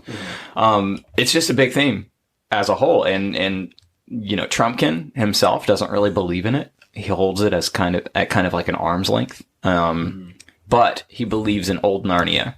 He believes in everything that they stood for. He believes in the dreams that they all kind of had, in a sense. He's not sure about Aslan. But then when Aslan shows up, because his heart is in the right place already, he's ready to receive him. Knickerbrick is ready to team up with anyone or anything that will bring back what he thinks is the glory days. Very different. It's the difference between allegiance to the idea of Narnia and allegiance to Aslan as the embodiment of Narnia. Not even just with Knickerbrick, not even just the idea of Narnia or of old Narnia, but he has allegiance to specifically the Black Dwarves or the Dwarves. Like that was because he even says just like, well, because when he was jumping ahead but talking about bringing back the White Witch, and Caspian was like, well, wasn't she a tyrant and evil? And he was just like, well, she was good to dwarves. Isn't that interesting? You remember that little dwarf that she kind of corralled around and harassed Edward? Yeah, Edmund. I'm sorry. But they. I mean, there were dwarves in her palace that were turned to stone. As far as I remember, she was not a good person. Yeah, surprisingly. Which I mean, barely a person. We have the benefit of that's knowing. true. Yeah, but yeah, he had become so bitter against the idea of it's kind of like Marines. Really, he wanted old Narnia back. He wanted to bring old Narnia back. Absolutely. It's like well, it wasn't even necessarily he wanted to bring old Narnia back. He wanted to get rid of the Telmarines. That's what, in my opinion, that's what it seemed like his intentions were. Was I don't necessarily even care about the old Narnia. I just want to not have these people here. Now, one interesting detail that I caught in the first chapter, I believe it is, before we move on too far ahead, but I remember that there was a certain line, and you'll have to help me, in The Lion, the Witch, and the Wardrobe, where Lewis wrote that Edmund didn't know the kind of stories that took place in Narnia. He didn't know the right thing. He hadn't read the right stories, I think is the line. Whereas the other Pevensey children had known the right stories, and that's why they knew to follow the bird when it was leading them to the beavers. That kind of thing. Okay. Something about Peter basically says something like, in all the stories I've ever read, this has never been a bad thing. That kind of thing. Edmund, I remember that there's a line where Edmund didn't read those stories, and so he made the mistake of consorting with the witch. That mistake, in quotes. So that was kind of like, was that like a little like narrator detail that it said? Right, yeah, because Lewis always interjects his own thoughts. Right. Yeah, and that kind of goes to the instructional nature of fairy tales, that fairy tales are not useless fantasy. They are instructional for kids. And then I noticed that in, I believe it's chapter 1, I saved this quote. It said, Edmund says this, he says, "It's like being shipwrecked," remarked Edmund. "In the books, they always find springs of clear, fresh water on the island. We better go and look for them." Now he's read the right books. Right. Now he understands. He's been redeemed. Now he's read the right books, and he gets them water when they need wader because he read the right books. And I just thought that was a nice little redemption of Edmund here, who had struggled. He definitely has, he's definitely a redeemed character in this book, too. Just his whole, outlook, his attitude, the way he is, not a obstacle or like a roadblock to them working together. He's not always throwing a wrench in things. He's like right in line with. Spoiler alert here, but did you notice that another Pevensey is starting to become the obstacle? Yes, I noticed that Susan is like kind of negative about everything. What a jerk! I know. I think I found what you were talking about, though, by the way. Yeah, what you got? This is they're all following a robin. Yes. And Edmund whispers to Peter and says, "We're following a guy we know nothing about. How do we know which side that bird is on? Why shouldn't be leading us into a trap? That's a nasty idea. Still, a robin, they're good birds in all the stories I've ever read. I'm sure Robin wouldn't be on the wrong side." Yeah. So in all the stories I've ever read, it's a very instructional kind of thing because Peter's read the right stories. He knows the right people to follow. He knows what a good character is and a bad character is. He's learning morality and allegiance to the right virtues and values and stuff from what some may consider to be useless fairy tales. And I just thought that was a really interesting note as we move forward in Narnia. This is why Christians in particular, but everybody in general, should read fairy tales and fantasy stories because we learn. I remember one of my students came to me last year and we were reading the Odyssey, and that of course has some interesting monsters and that kind of thing. And this particular student's mom was concerned about some of the content there, mostly being like the monsters and the witches and that kind of thing. And she had mentioned we never watched Harry Potter, we never read Harry Potter, we never did anything with magic or monsters or anything. And so she was just asking, why do we feel like this is important? And one of the things that I brought up was I can show him a documentary about Ted Bundy. A monster, that kind of thing. And he'll learn that people can be monsters. He'll learn about evil. But, to save him from that, why don't we just read the story about a Hydra? He's not going to be concerned about a Hydra, when he goes to the beach. But he's going to learn that there are things that are out there that we need to defeat, that we need to stand against, that kind of thing. And so that was kind of my argument to that family. And, I think that's just a little throwaway line. But it shows that Edmund finally read the right stories. And that's why one of the reasons we could say that he is a redeemed character. He has the new heart. He has the forgiveness from Aslan and stuff. Now he's a new character in his own mind and his morality and stuff because he read the right stories. I think that's interesting. But it's also, I love the contrast with Edmund from The Lion, the Witch, and the Wardrobe to this book, where like even when Lucy first says, "I saw Aslan, we need to follow him up there," Edmund is the first to be like, "Well, I didn't trust her to begin with. I've learned my lesson. Yeah. Wasn't that awesome? I think we should follow her now." And then that's when, because he sided with her, the rest of the three didn't. And I thought that was just great. He learned his lesson. The others really kind of didn't at that point. They really didn't, And I wonder, and it's interesting because I was thinking about it just now, or in the order in which they all, okay, no, I guess never mind. I was going to say in the order in which they all saw Aslan was youngest to oldest, but Peter saw Aslan before Susan, so that's different. So never mind. Disregard. Cut that. No, but seriously though, I mean, you mentioned Susan becoming the obstacle. That actually plays into the story as we move along in the series. And I don't know how much you would want spoiled because I know you guys haven't read some of the last ones, but that does kind of play into the plot, and that's been something that's been I know a little about. bit with her that happens with her, and later in the book. Yeah. I won't get into it now, but I do know about that. No worries. Don't they not go back to Narnia though? No, they do. Fine. There's. I don't know how much I should. Let's. We'll save it. I for some reason thought they never did. They never went back, but I get maybe they're in the final battle. I guess. Okay, we'll leave it. We'll talk about this again when we finish all of them. There you go. Yeah, absolutely. Do we need to say anything about once he gets away from Caspian, who is. So like the backstory of like the Telmarines and everything is like they're this other country and well, they're not even from Narnia, from that world that Narnia creates. Right. Their descendants from some people that are from our world. Yeah. Somehow slipped in, which is why Prince Caspian can be a king because he's a son of Adam. Yeah, absolutely. Aslan makes that comment. There was a Caspian who conquered Narnia. Caspian the First. The first Caspian. And so Prince Caspian is a direct descendant of him. His father, or his uncle, has kind of like usurped the throne. And then killed off anyone that would be supportive of Caspian's claim to the throne, including his own father. And then also he has the reason Caspian flees is because his uncle's wife has just had a son. And so Professor Cornelius is like, we need to get you out of here before he decides to tie up the loose end. And so that's whenever he runs into the old Narnians. So there's there's the Badger. There's Truffle Hunter, is that his name? Yeah, it's Truffle Hunter. I think Yes, it's the Badger. Trumpkin obviously is there at that point. Nickabrick. It's Trumpkin talking about what happened previously, and then Nickabrick, and then do we meet Reepicheep yet? Not yet. Okay, we meet him as they're like moving their way along the different groups of animals. When they sort of, because they kind of like do this parade sort of thing where they they meet collect the all the old bears, the bulgy bear. the bulgy bears. That's such a weird They meet title. the squirrel. It is. It really is. Pattertwig. Okay, one thing that's kind of funny about Pattertwig, and Lewis does this a few times in this book. He kind of peppers in real world sayings.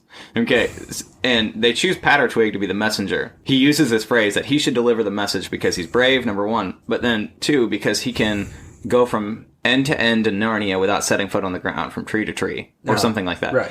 That was something that was said about the United States when the United States was first being settled by the fur traders of England. They used to say, like when they came across the ocean, that a squirrel could go from tree to tree, both coasts, without ever setting foot on the ground. And so it's just a little interesting detail. Lewis was kind of a history nerd, and there's that. There's the fact that Miraz did not call himself the king; he called himself Lord Protector. That, which I did not know. I had to hear it from a lecturer, but that was a title that Oliver Cromwell gave himself in England, was the Lord Protector. Just little history details that are kind of peppered throughout, and I thought the Pattertwig one was kind of funny. It's funny. It's like a nod to the United States, to the United States. When it was being settled by the fur traders from France and Europe and England and stuff. It's kind of funny. Yeah. Can we also talk real quick? It's very interesting that the magic of Narnia, as Susan and Peter and Edmund and Lucy are all, the longer they're in Narnia, the more they're remembering of their time there, where they're learning their sword skills again, their different abilities, their knowledge of the world and of the land and everything like that. I thought it was interesting longer there. Yeah, and then that comes to, like, they kind of like fully, once they get into following Aslan, is that when they kind of come fully into that, right? He breathes on them. Breathes on them, and they kind of fully kind of become, I guess, like, or what would you say? They fully gain back their, like, all the skill that they had from the time they were kings and queens, basically. So you got to wonder how they changed in going from Narnia to the real world again. What happened? Did they lose all of their ability? Remember, they talk very differently. Like it was latent, yeah, because at the end of Lion, the Witch, and Wardrobe, they're like talking so different. And they're hunting a white stag and all this stuff. And they're so proper and so cordial with each other and everything. And then as they are going back through the wardrobe, they're kind of like bumping into each other and like shoving each other a little bit and kind of like, sound like cognate children again. Yeah, going back to being kids again. So it's almost like the Narnia part of them sort of, either it stayed in Narnia, some part of that just stayed in Narnia, or it went latent or something. It's interesting. Yeah. Well, there's even there's even a section in here where Peter, when he's dictating that letter, and it says, and while the doctor spread out a parchment, opened his inkhorn, and sharpened his pen, Peter leaned back with half-closed eyes and recalled to his mind the language in which he had written in such things long ago in Narnia's golden age. Like, he's even recalling the way that they used to speak and all that. And thankfully, they don't speak that way in the rest of the book. Oh my gosh, that would high-minded, a little annoying. Yeah, that would have been a little much. Yeah, it's kind of funny. Yeah, no, that's just an interesting detail that they must have like lost it in some sense when they tumbled back through the wardrobe and talked to the doctor again. They sound like little English children. It's like they need to be in Narnia to retain that, which is unusual. I mean, because clearly they like are kids again, like physically, which they wouldn't have been in Narnia, like at that point, like, at the end of the first book. But and real quick too, this is a point that something that I read that like I don't know, it just jumped out at me. Is when they're trying to find Caspian and they kill that bear, and they're Peter and Edmund are gonna go skin it with DLF. Trumpkin. Your little friend. Lucy and Susan are sitting off to the side waiting for it to be done because it's messy business. And it says Lucy shuddered and nodded. When they had sat down, she said, "Such a horrible idea has come into my head, Sue." "What's that?" "Wouldn't it be dreadful if someday, in our own world, at home, men started going wild inside, like the animals here, and still looked like men, and so that you'd never know which were which?" Shaun of the Dead. It all comes back. It is interesting. It's just very interesting. I'm curious what he had in mind with that line. I have no idea. I've not heard anybody talk about that at all. Does he... Yeah. Is he just talking about kind of like a sin depravity? Is he talking about... He's talking about, like, a Hitler kind of... Maybe. ...person, like a madman. I mean, it could be taken either way. Anyway, really. Like like you say, serial killer? Something like that, yeah. Yeah. I mean, absolutely. I don't know.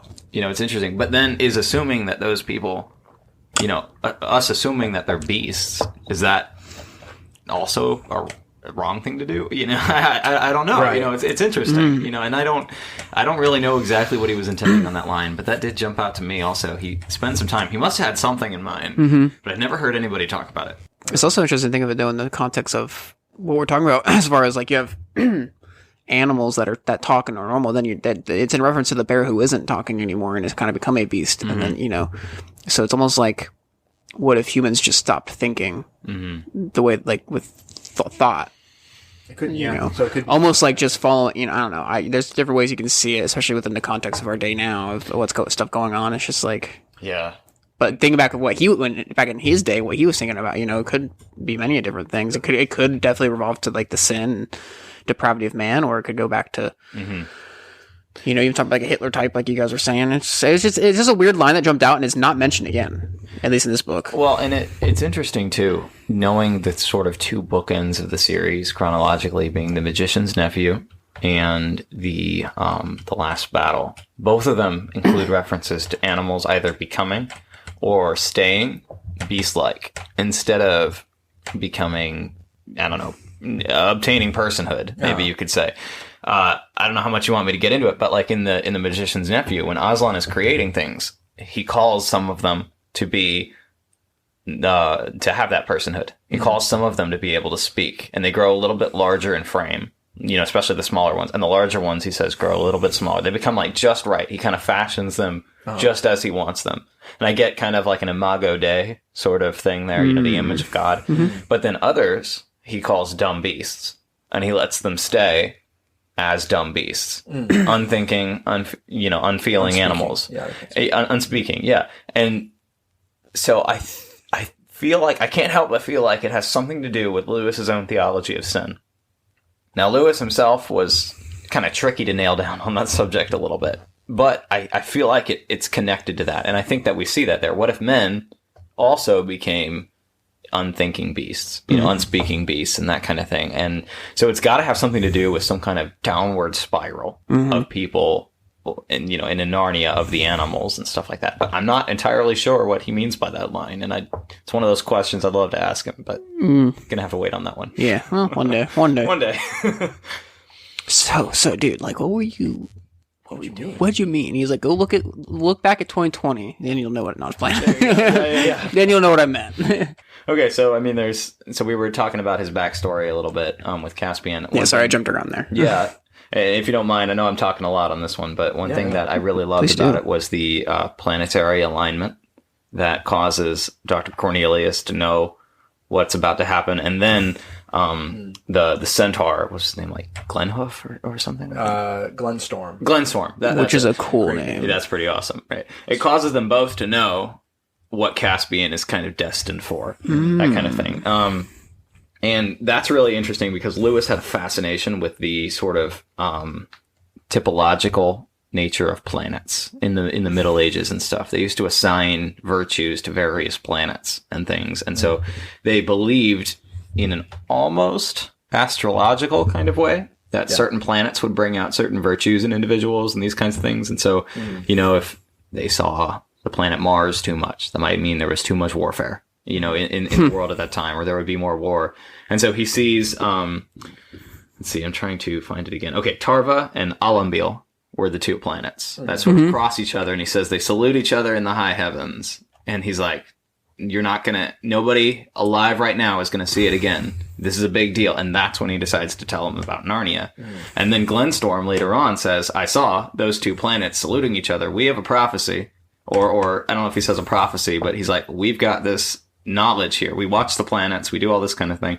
Another king is going to arise. The old Narnia is going to start fighting back. And I just think it's really interesting, considering Lewis's own fascination with the planets. Yeah. That is kind of a major plot motivator. And it also cuts around the cliche of the prophecy, or what has become a cliche of the sort of prophetic storyline. You know, oh, there's a prophecy. Every single fantasy story's got that. I've never seen one that's like, there's an alignment of the planets, and this tells us this thing, especially not in a Christian context. Yeah. You never see that stuff. You wouldn't touch that with a 1,000-foot pole. You know, it's interesting. This is one of the things I really took from this book, is what you're saying is like, the things that are in, like, you got Lion, the Witch, and the Wardrobe, right? And it's like just super, for the most part, very heavily Christian, a lot of typology, right? With Aslan and redemption and the old magic and all this stuff, right? And the deeper magic. And the deeper magic. The deep magic. Deeper magic. Yeah, sorry. Yeah. And then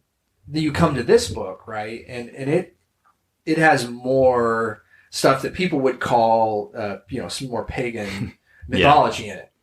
And that's like a big thing that people have issues with in these books with Lewis. And I think it's just really because people just don't understand, why he's doing that. They don't. So they're trying to figure out why this is in there. And because these mythologies come from pagan cultures, it just must be a negative thing that it's in there. And so that was one big reason I actually wanted to have you on, is because I just don't understand. It's like there's obviously the astrological stuff that they're doing. He's doing there. That's very tame compared to what happens later on. Whenever, very reminiscent of Lion, the Witch, and the Wardrobe. The boys go off to fight, and the girls stay with Aslan, and they have some things to do, like to work Sexist. with him. Terrible. Well, it's reminiscent of, I think it was like in Lion, the Witch, and the Wardrobe, it's sort of reminiscent of the women that come to the cross, right, and the tomb, and the tomb, right? So it's like the women are staying close to Jesus, right? And so he keeps them close for these next scenes in Prince Caspian. Whenever he shows up, and Susan's in her right mind pretty well at this point. She's not as negative about things. And then Aslan starts the tree spirits, the dryads and the naiads, or however they're pronounced. Yeah. They were had been forced into deep hibernation. And so Aslan starts waking them up. He's like breathing on. He goes and finds specific spirits that he wants to wake up, right? And they are Greek. The water god. There's the water god, takes out a bridge. Then he wakes up the god of wine and Bacchus and Bacchus and yeah. And are those actual names in the mythology? Are those made up? Oh no, Bacchus are they representing is the Roman version of the Greek god Dionysus, or Dionysus, whatever. And the god of wine. Silenus was, I believe, a tutor of Bacchus, and he was the chieftain of the satyrs. So kind of Tumnus-esque in that way, and a son of Pan, the Greek god of nature, which I think is pretty significant as to why he's there in the context of the story. Now, if you don't mind me speaking for a little while. Yeah. Go. That's why you're here. Set the table. Yeah. So please, if I were to try and summarize in the best light why Christians sometimes have a problem with Lewis, it's because mostly of witchcraft. They accuse his books a lot of containing witchcraft and sorcery. First of all, the only witch is an evil character. Nobody wants to be her. Preach it. Right? Yeah, absolutely. You tell It's there's a witch in the Bible. Okay, the Witch of Endor. You know, she's a bad character. Hold up. Endor's in the Bible? It is. Why do I not know this? No Ewoks, though. Sorry, man. wait. Okay, I'm cutting off your flow and way off topic, but where is that at in the Bible? It's First Samuel, right? I believe it's First Samuel. That's probably why. Doesn't Saul go to them to find out if he's going to... Oh, he's trying to talk to Samuel. Actually, dead, yeah. right? So it might be one of the kings. Let me just look it up real quick. Hang on one second. It's around Samuel's when I kind of start struggling with the Old Testament. Yeah.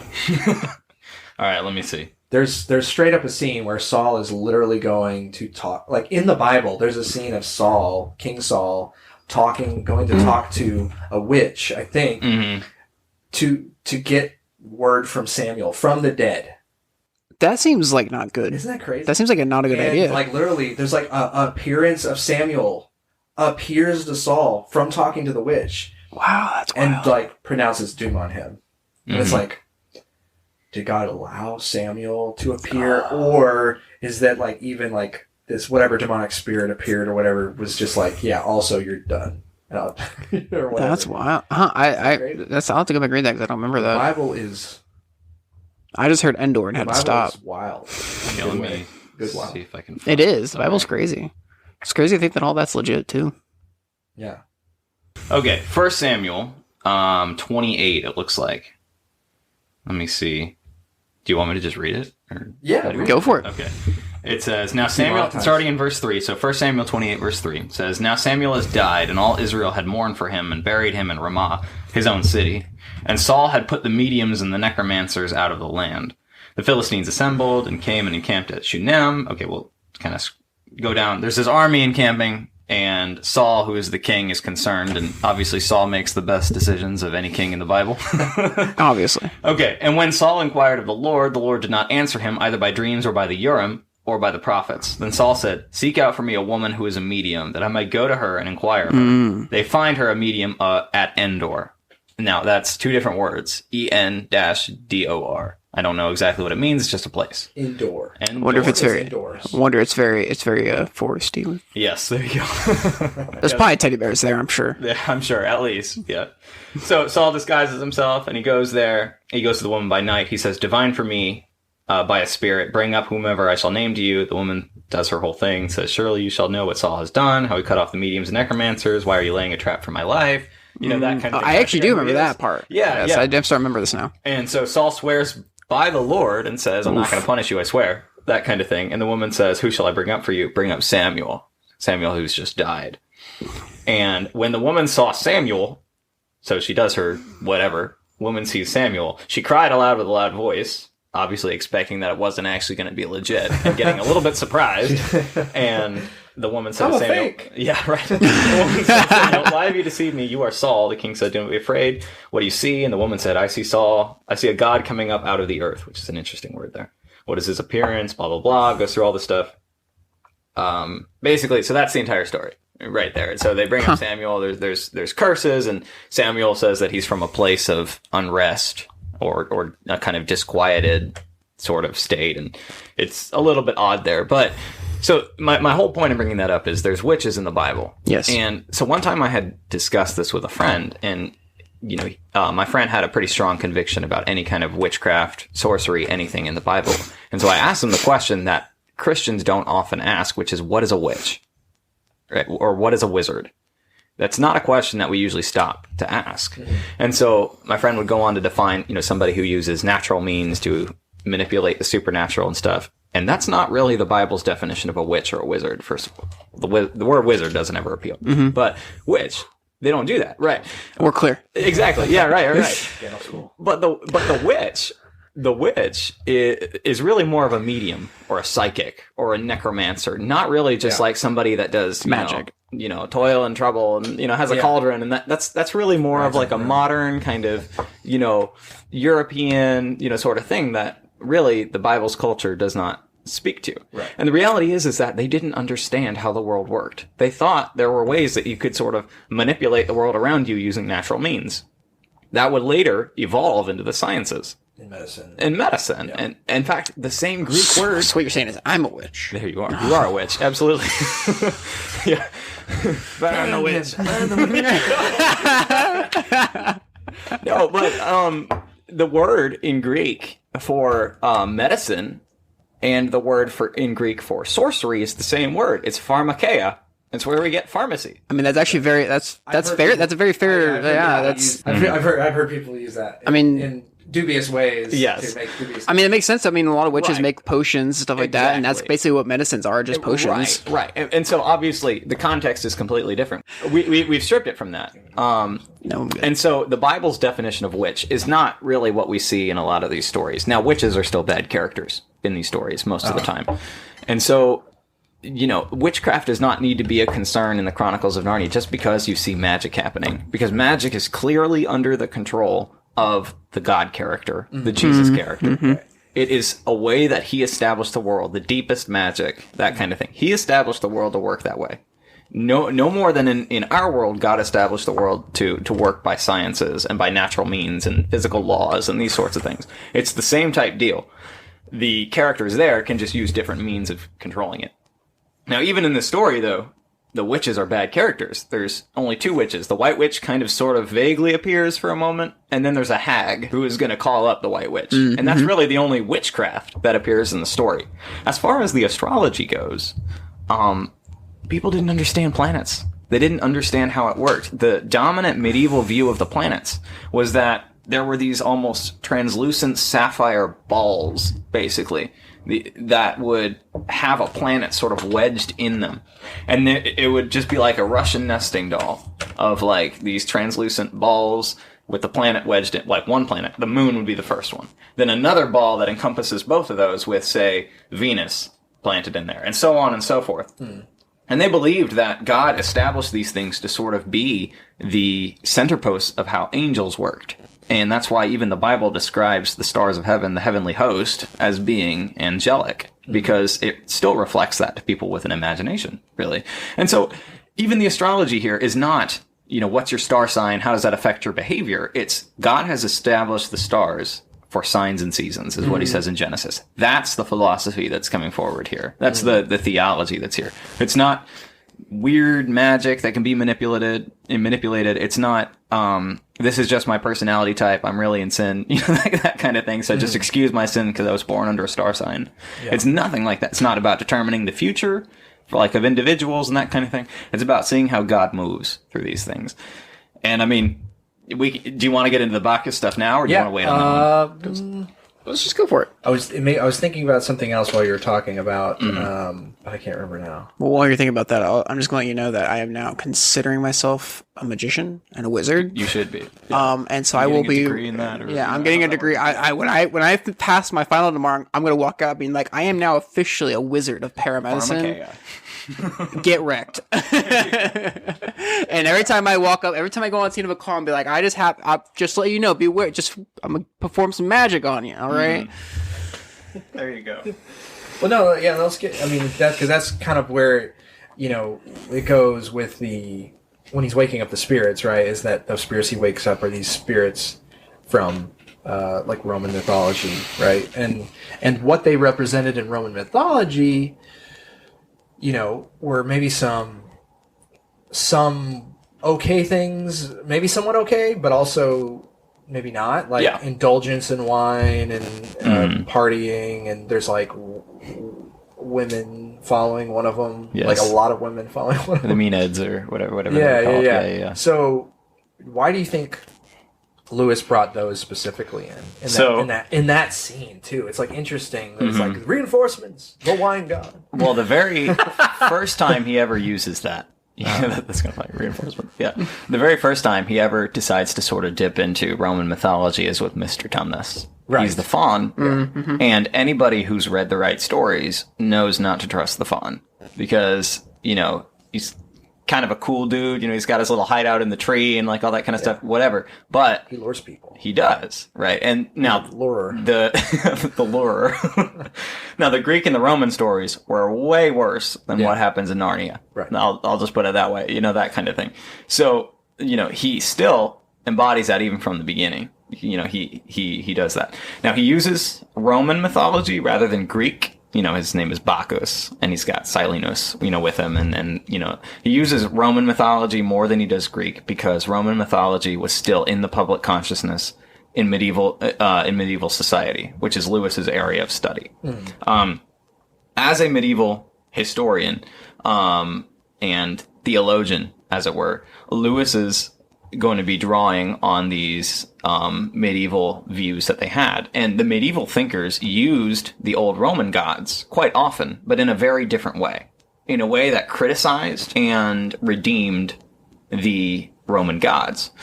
So, for example, you can see the evidence of this, that the nouns that were the Greek gods, like, say, Jupiter, suddenly start to become attributes or adjectives. They become jovial. Instead of Jupiter, it's jovial. You're a jovial individual. Or this party was so crazy we called it a Bacchanalian festival. You know, these kinds of things. If something is mysterious or not well understood, we might describe it as mercurial. You know, the sort of mystery messenger of the gods, you know, that kind of thing. So the gods go from being just standalone gods to being attributes. And even in the old myths, the Greek gods represented things. The way they described them was, this is the god of that. You know, Pan is the god of nature, the world, you know, that kind of thing. Bacchus, the god of wine. And so instead of viewing it kind of that primitively, in the medieval times, people took those and they learned from it and they sort of retooled it to fit the Christian society that they were more or less in the European era. So Bacchus, rather than just being a random god from Greece and Rome, Bacchus then becomes the representation of festivities and parties and wine and pleasure and things like that. All of those things are good things. We have to understand that. And we have to get on the same page with that one first. Parties are good things. God throws us a party when he comes back. It's called the marriage supper of the Lamb. A lot of the parables are parties. Yes. There's parties going on in a lot of the stories Jesus tells. Absolutely. The psalmist, you know, he says, you know, at your right hand are pleasures forevermore. You know, that kind of thing. That's Bacchanalian language. You might describe it that way. But Bacchus here, we need to pay attention to his context. Bacchus here is coming at Aslan's call. When Aslan returns, then Bacchus shows up. And so it's really saying that the life of the party, as it were, the life of the party is in Aslan. The true party, the true joy, the true pleasure, the true merriment, the true youthful kind of naivete, you know, you might say. All of that finds its fulfillment in God. You know, we need to not divorce pleasure or parties or fun from God, because God is the fullness of those things. That's what the psalmist says. And so Bacchus then is going to pay homage to Aslan. He's not going and just kind of like, hey, there's a party over here. Why don't you come join us? You know, that kind of thing. And by the way, his bacchanalia that he throws here is quite tame. Compared to... quite tame. Right. Yeah, quite tame. But he's going there to pay homage to Aslan, who is the true lord of the vine, true lord of parties, the true lord of fun and enjoyment and pleasure and merriment and all of these wonderful attributes. It belongs to Aslan.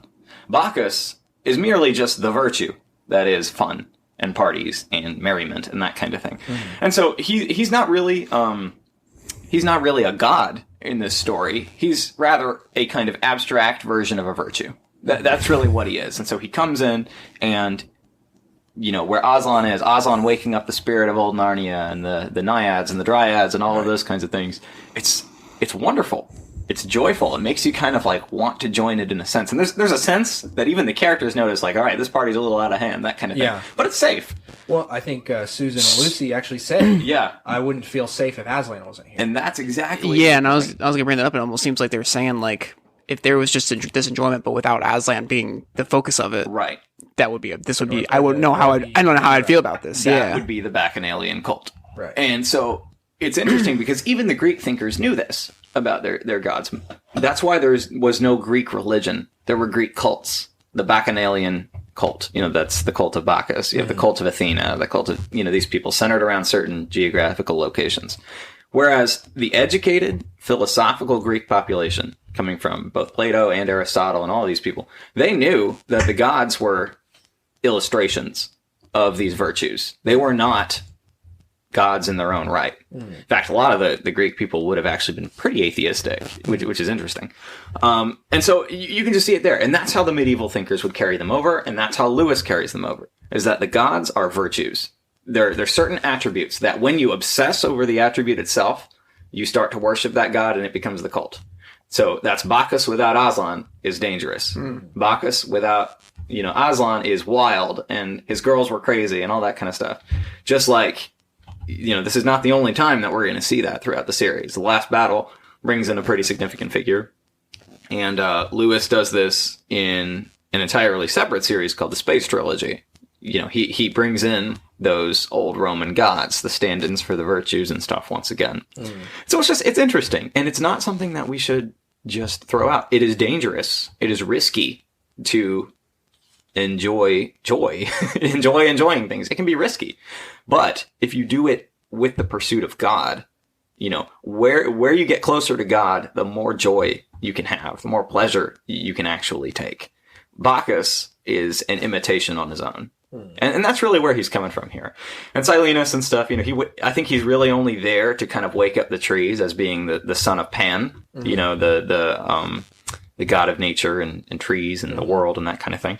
And so he comes in to sort of wake up the forest. But again, it's Aslan that tells him to do it. It's not these gods just kind of out there ruling on their own. Aslan is not one among many. You don't get that impression from anything you read of C.S. Lewis. So that's really the long answer to that kind of thing. That's why I think he's there. I think it's good. I think that's a good answer. That's a good thing to kind of carry into like all the books, because that's since that's something that C.S. Lewis it's so near to him, is not just the medieval way of viewing like mythology, but also the fact that Lewis wants to, I think, in a lot of ways redeem mythology. He wants people to see mythology and fantasy as these useful things, these important things for children, for learning, for understanding things and knowing how to traverse difficult situations. And so that's I think very useful to keep that, to have that in mind and understand that perspective from him. So I appreciate that. Jeremiah, you've been quiet. Do you have any thoughts about the subject at hand?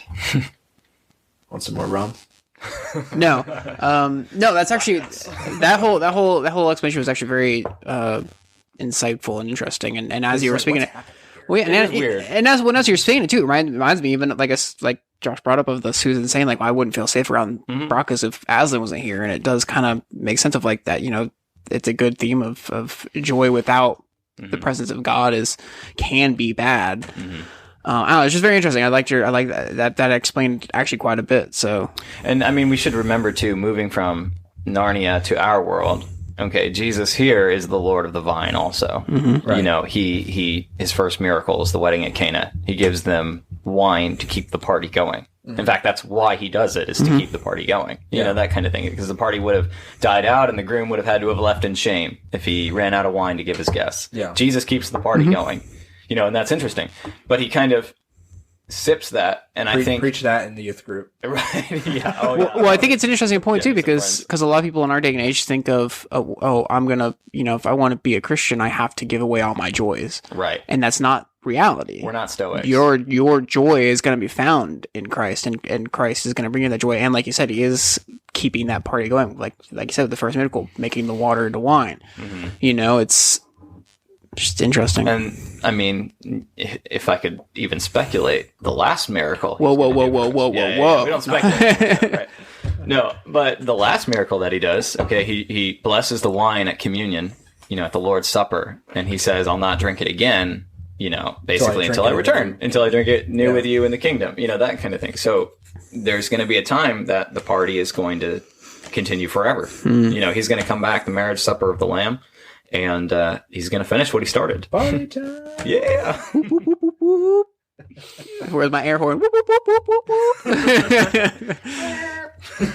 So nice. And with all that, very nice. I got Josh's approval. That's all I wanted. Yeah. So let's push forward. Yeah. Into the end. Into the, I guess, the final act of the I don't want to skip too much, but I do want to like kind of get to like the really interesting part. I think is kind of this this part where they have to go do this duel, right? Mm-hmm. Where they're like, maybe we can convince him to do a duel, which is very interesting, very funny. I was like finding it very funny. The whole the like he's got his advisors or whatever that they actually want him to die. Mm-hmm. And so they're like because of an insult, and that's like it, just because of a little passing insult that he gave. Insults them. It's like I'm not gonna forget that. Forget you. So they basically like mind hack him into agreeing to a one-on-one duel with Peter. Am I jumping forward anything we really need to want to? No, I mean, unless you wanted to spend more time talking about summoning the White Witch, because that happens right before. But I mean, we kind of touched on that already. So. We did, yeah. And that is a very interesting part, because it's like it's a really dark scene. That is probably the darkest scene in the book. Almost is this sworn to summon the White Witch, all hooded and cloaked, and they're like, "Yeah, we can help." And Niggabrick just showing his colors. Yeah, colors. And they have a little tussle, and for a children's book, there's a decent bit of beheading going on. Like if they're teaching children, stuff has to be beheaded. Like it said that the hag was beheaded, and I was like, my gosh. Who's basically just an old woman, by the way. Like that, Yeah. that's what she's described. It's just an old woman with gray hair. So they basically beheaded somebody's grandma. Like she wasn't good, mind you, still, it's just like the word hag just. You sweep their legs and chills then under chop their head off. So holy cow. This guy, whoa. Sweep the leg. Was that Peter that did that, or was it? It was Nick. I think it was Trumpkin. Oh, was it Trumpkin? I think it was Trumpkin. Yeah, I don't remember exactly. Or Edmund. No, it was Trumpkin. It was Trumpkin. Yeah, Caspian gets bit by the werewolf, which is just an interesting character because he's like, I am hunger. I will always feed on your enemies, and he pontificates a little bit in this kind of dramatic speech. But yeah, I was like, gosh, jeez. Kill it now. That's all I could think when I was reading this. I'm like, kill them now. Yeah. Kill them. Right. I just wanted them. Well, I'm just ready for Caspian to start turning into a werewolf because he got bit, right? He did get bit. Is that how this works? That's what should happen. Yeah. C.S. Right. Lewis didn't read the Come right on, stories. come on, Yeah. C.S. Lewis. What are you doing? Stories. What are you doing? Yeah. That was before his time, or after his time. So that thankfully they dodged that bullet. Mhm. Made a big mistake. Yeah. You know what? Too bad none of what are their last names? The Peversons? I cannot. Pevensies. None of them. Too bad none of them like bring in like a gun with them. That'll make things a lot easier. Revolver. It's got like a revolver in their pocket. I mean, it's like World War II era. They had plenty of them. Yeah, it's just like imagine they're just going to Narnia with like a revolver and like Tommy gun, Yeah. It's like Al Capone. fix the situation really quick. I've got some magic for you. But called the magic of bullets. Say hello to my little friend. Oh my goodness. The duel though, yes. So the duel, yeah, we should. So the duel's cool. I think I like that Peter. It's very grim. It's like I just think it's a very grim thing that Peter steps in. He's the High King. He's this ancient hero, and he's like, well, you can't. Like Caspian's kind of hurt, but it's really his explanation is really that you can't fight the duel when you're the one who's supposed to inherit the throne. Mm-hmm. Not only that though, Peter mentions like he's not going to take you seriously. Like he might take me seriously. Yeah. He's like, but he a sees kid. as just a kid. Right. He says me technically in the lore I'm a high king. And even this is like a long shot. Peter says like it probably won't happen, but at least it'll give us some time as we parlay. That's true. Yeah, that's true. Like if Caspian were to go and make the duel and say I'll fight you, then he would have the wiggle room of saying I'm not going to fight my nephew and this child. He's a child. That's ridiculous. I'm not a child killer or whatever. Or, I don't know, but Peter has to be taken more seriously because of that. So Peter suits up, and then you get to see it from Edmund and Caspian's perspectives. Like they're just kind of going back to saying what happened, and it's not looking good. Yeah. Now, did you notice, before you get too far ahead, the letter that they send out to King Miraz is addressed exactly like the Pauline epistles in the Bible? It's Oh, I didn't know that. Peter, by the gift of Aslan, by election, by prescription, and by conquest, and he kind of goes on and on. Yeah. Oh, interesting. He addresses it His exactly credentials. like that. Yeah. Oh, that's a good point. It's like, the Apostle Peter, Paul, called by Jesus, that kind of thing. Or like Peter, I mean. Yeah. That's interesting. I did not catch that. Yeah. That's pretty cool, actually. He even uses the phrase by election, like Paul might use in like Ephesians or something like that. It's kind of it's just funny. And then he just kind of like, after listing all of his grandiose titles, comma, greeting, period. And that's like how he signs his letter. That's it's kind of, yeah. And that's preceded by him saying, "Our Lord Jesus Christ, greeting," that kind of thing. And that's preceded by Peter saying, "Gotta remember how to write this letter the right way." Yeah. No, It's kind of funny. that's interesting. It's kind of funny. Just little. That is funny. Little in jokes that you can kind of get a view of Lewis's sense of humor more than anything. It's kind of like his winking sort of sense of humor there. It's funny. But you get this duel. And you're right. It, for a while there, it's not going. It really does seem a lot like we don't know what's going to happen, because there's even like that midpoint they call like a break, and Peter's like, if I don't come back, tell the people I love them, and yada yada yada. Edmund's like, my goodness, and it just seems so wild. He's injured. I think one of his arms is injured, right? He can't hold his shield. He sprained his wrist. Yeah, and it was they wrapped it, and he was able to use a little bit more, but it's just weird how willing they are to just die for the cause. I mean, for Aslan, really. I mean, I think that's probably what Peter and Edmund and all that are fighting for, is for Aslan. Yeah. Aslan has chosen Caspian in this moment, and so they're pretty much fighting for Aslan, ultimately. And he's so willing, as the High King, to step aside and let Caspian do what Aslan wants him to do. That's pretty interesting.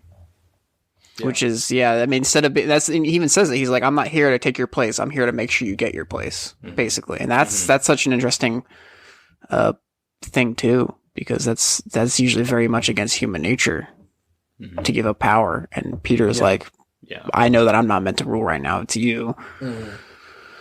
Yeah, but he manages to get Miraz to a point of where he's gonna kind of accept a surrender or something along those lines. He's not going to kill him. He falls down and he has an opportunity to kill him, but he doesn't. I think he's just waiting for him to get back up. Right. And Edmund even says, Peter's too honorable, but that's also what Aslan would want. And then the two consorts kind of sneak up there. And treason! That was for calling treachery, not treason. Whatever he said. That was for calling me a coward or something like that. Slits his throat or stabs him. Stabs him in the back. They first yell out treachery and get the armies to attack. And then as they're running up, they stab him in the back. And they said, that's for being whatever. Yeah. It's insane. Yeah.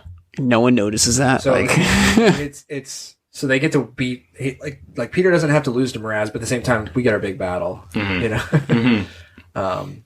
Which, is there much more to that battle except for it's just the trees basically come in, right? They fight pretty well. They fight, it's like straight up two towers. Yeah, the Narnians are actually doing pretty well, and then all of a sudden the two towers, the end center, and the ends.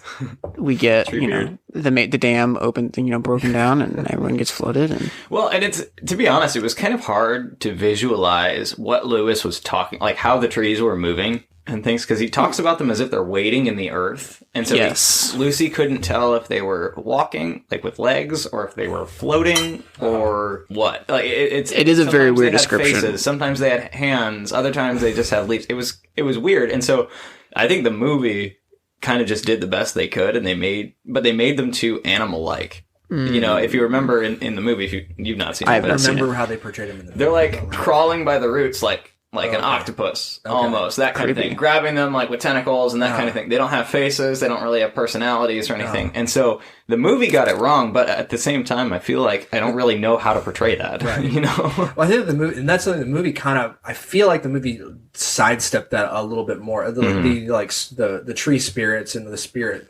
They were just trees, they didn't really, get into Bacchus and use them because they just didn't. I don't know. They didn't. Might have been too confusing. Portray, or just like they thought it'd probably be too confusing. Or something. Although the movie for The Lion, the Witch, and the Wardrobe had a tree spirit in it, just briefly. Just the little girl that kind of is made out of the flower petals or whatever. Gosh, I haven't seen this. I do remember that. And disappears or something like that. And Why? I think that was supposed to be. We need to watch. I need to watch. I think there was again. A water spirit in one of them too. Maybe in Prince Caspian, maybe they did do the water spirit. Maybe it was. That might be in the Voyage of the Dawn Treader. I think that was in that one too. I mean, there are constant water. So Yeah, which it was just interesting, and I had trouble visualizing that, you know, to be honest, and maybe that's the point. Well, the way I kind of like that was kind of the point where I was like kind of like some of the descriptions I was like kind of skimmed through because I was like, this is kind of confusing, and I'm nearing to the point where we gotta do our show. So let me just do the homework, cram it. let me just cram this in back. I get the gist of what's going on. But I will say, now that we're kind of near the end after the battle, I really liked the point Reepicheep comes up. Reepicheep's all sorts of beaten and battered. I love Reepicheep though. He is like the greatest, like most honorable. Well, yes. That seems like a good place to kind of sort of be wrapping it up. Because you know, like Reepicheep is beaten and battered. I mean, like they say more dead than alive. Like where Reepicheep comes from is that's where I was getting at. Yeah, that's where I was going to. Yeah, that's what I was going to. Was like Aslan makes a comment because Reepicheep's like, you know, my tail and honorable blah blah blah, and he's, you know, Aslan's like basically like, you know, the mice helped me at the stone table way back when with the White Witch. He was like, and that's when you guys first started talking. Yeah, like basically, like, I gave you the power, you know, and you are just honorable people. That part. They're the descendants of the mice that like chewed off his ropes. I think I missed that part. So it's not like like mice didn't used to be intelligent. Interesting. Until that happened, so that's like Reepicheep and those mice. They have a lot of honor. What is honor? They are very proud. Yeah, very knightly of their heritage. Yeah, and very knightly, and tails are a big deal to them. Apparently. And I found the passage with Aslan talking to Reepicheep. He says, roared Aslan, you have conquered me. You have great hearts, not for the sake of your dignity, Reepicheep, but for the love that is between you and your people, and still more for the kindness your people showed me long ago when you ate away the cords that bound me on the stone table. And it was then, though you have long forgotten it, that you began to be talking mice. He shall have your tail again. Interesting. Okay, yeah, so I must have just missed that somehow, but that's really cool. That really elevates. Reepicheep gets his tail. Yeah. Back, yeah. That was right. Now that was said right after all of his mice were like, you know, if Reepicheep shall not have his tail, we are ready to cut off ours. Cut it off. Yeah. I'm pretty sure at that point too, he gets the honor of our captain. He gets knighted. Like he becomes a part of the order of the lion or something. Yeah, he's knighted, or Caspian is knighted by High King Peter, who then knights Reepicheep and a couple of other dudes.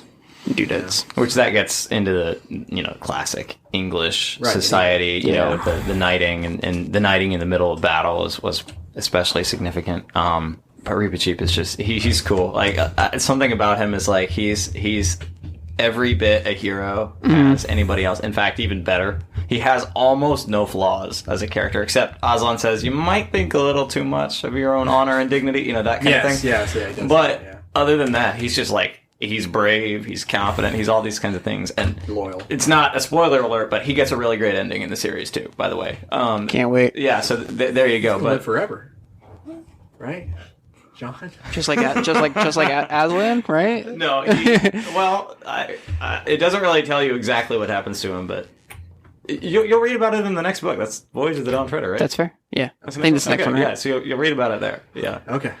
But then that's what we get. We start getting to the end, and we find out from Aslan that the Telmarines are not originally from Narnia. They're from our world, and they somehow, you know, they found one of the few entrances into Narnia on this island, and then that's how they got here. Which is just bizarre. It's very bizarre. You bizarre. wonder what the physics of transitioning from our world to Narnia, because it's always intentional. And the reason. Yeah. You know, it's like, what?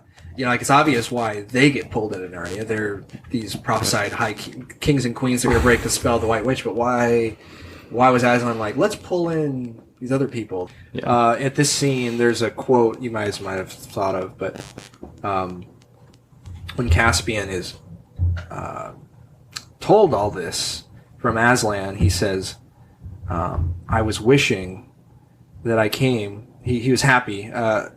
I think Aslan says, do you mark all this well, King Caspian? And he said, I do indeed, sir. I was wishing that I came of a more honorable lineage. And Aslan says, you come of the Lord Adam and the Lady Eve, said Aslan, and that is both honor enough to erect the head of the poorest beggar and shame enough to bow the shoulders of the greatest emperor on earth. Be content. You know, kind of another little peek into, or a wink from Lewis at the the heritage, or if heritage is the right word, the legacy of Adam and Eve, right? They are being of the race of Adam and Eve means you are of the race of the highest, of the created beings, right? That have the image of God.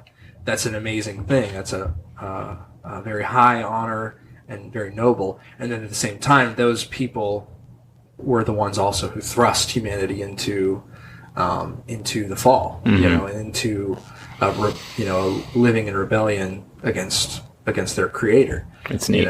Yeah. So it's like there's that dual legacy there, that you've been raised up very high to be as a son of Adam or a daughter of Eve, and also there's some shame you bear. They're in that legacy, so be content. Yeah.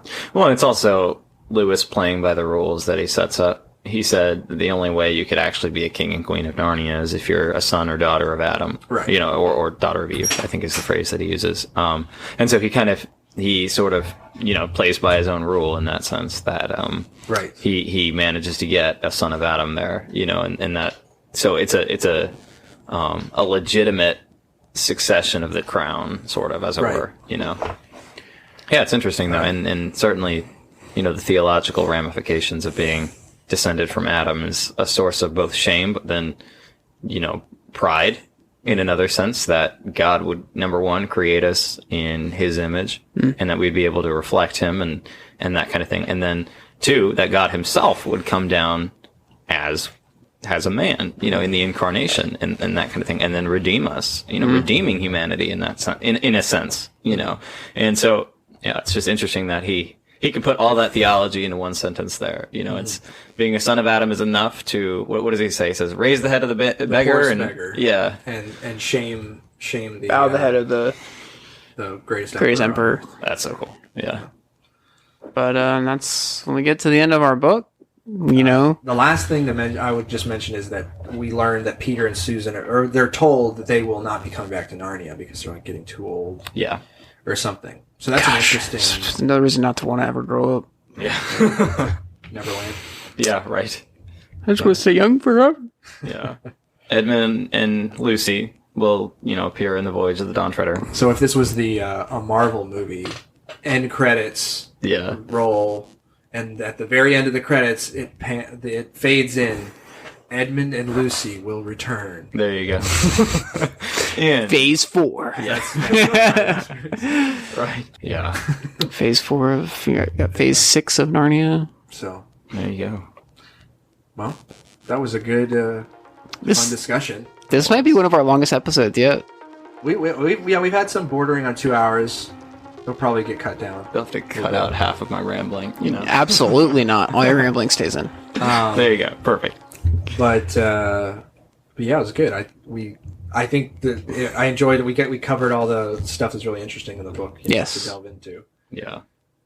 It's great. It's one of these works that you can read it as I did, or I should rather say, my parents read it to me before I could really read, and then I read it again, and I read it again, and here I am at 25 rereading it, and you get different things each time from it, and each time I walk away feeling like I just learned something, and it's just fascinating.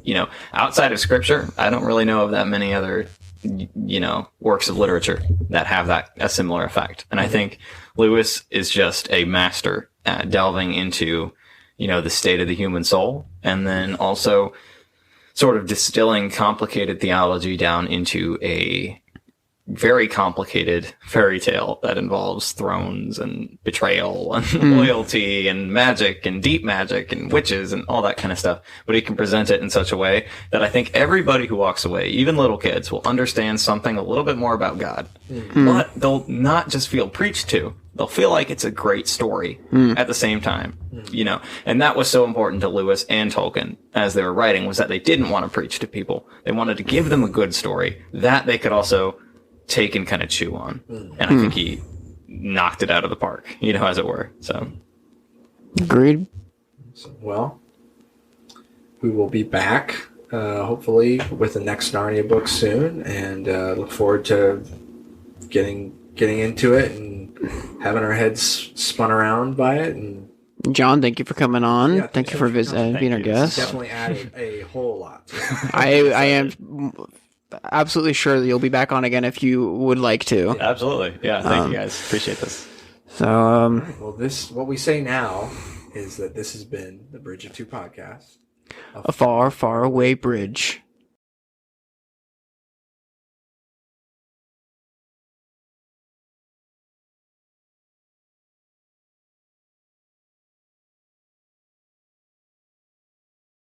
You already messed up. John. You know what? You're not allowed back. No, Learn these. it's just-